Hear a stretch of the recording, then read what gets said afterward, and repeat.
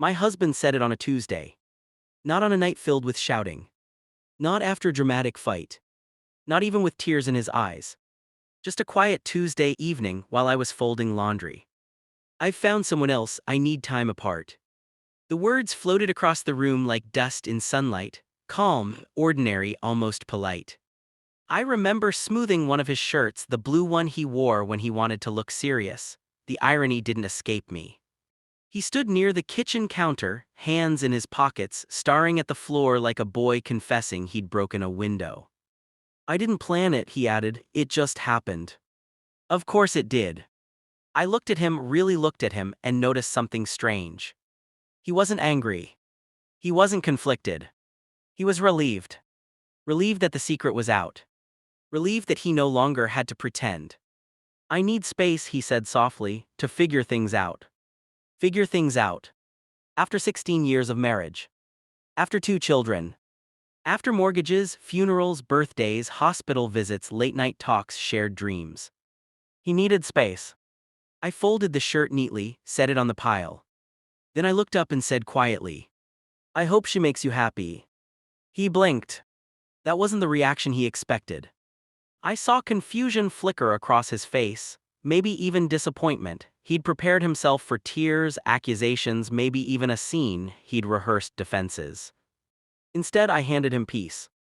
And that unsettled him more than anger ever could. "You're not going to fight?" he asked. I almost smiled. "I don't fight for someone who's already walking away." Silence stretched between us. He nodded slowly as if I'd confirmed something inside him. Then he went upstairs to pack a suitcase. I didn't follow. That night after he left, the house felt different. Not emptier. Just honest. For months, maybe years, something had been shifting between us, tiny fractures beneath the surface, conversations that felt rehearsed, touch that felt distracted, his phone lighting up face down on the table. I had known. Maybe not the details. But I had known. Women always know when they're being slowly replaced. The children were at my sister that week. He'd chosen the timing carefully, conveniently. I walked into our bedroom. His closet door was open. A row of empty hangers swayed slightly like they were waving goodbye. I sat on the edge of the bed and waited for the pain to hit. It didn't. Instead, what came was something unexpected. Clarity. The first week without him was quiet. Friends called, my sister cried more than I did, my mother offered practical advice. "Make sure your name is on everything," she said firmly. I moved through the days calmly. I cooked dinner, I helped with homework, I slept diagonally across the bed. And I began noticing things. The house was calmer. No tension in the air. No heavy silence at dinner. No subtle disapproval in his tone. I realized something difficult. I had been shrinking for years. Softening opinions. Laughing less loudly. Dressing more appropriately. Avoiding topics that annoyed him. I had shaped myself into something comfortable for him. And somewhere along the way, I had disappeared. 2 weeks later he called. "I just wanted to check in," he said. Of course he did. "How are the kids?" he asked. "They're fine. And you?" "I'm fine too." There was hesitation in his breathing. "She's different," he said suddenly. I leaned back against the couch. "Different. New always is."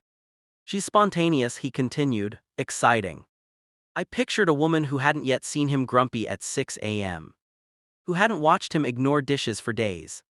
Who hadn't heard him sigh when responsibilities piled up. New love always feels lighter. It hasn't carried weight yet. "I'm glad," I said. He fell quiet again. I could feel him searching for something, maybe guilt from me, maybe longing, maybe regret. But I didn't give him any of it. After we hung up, I stared at my reflection in the dark TV screen. I didn't look broken.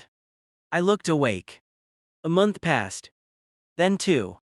I started taking evening walks, alone at first, then with a neighbor who invited me to join her book club.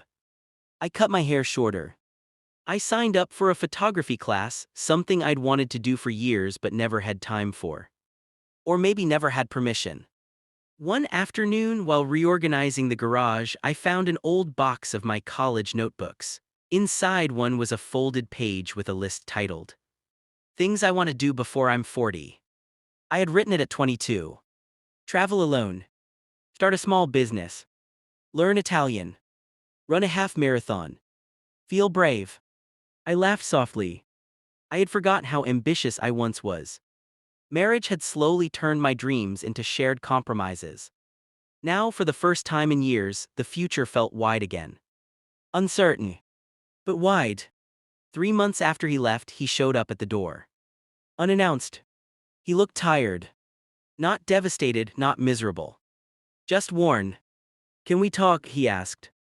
The kids were inside watching a movie. I stepped onto the porch with him. She's not who I thought she was, he admitted quickly, like he'd rehearsed this too. It moved too fast. I didn't respond.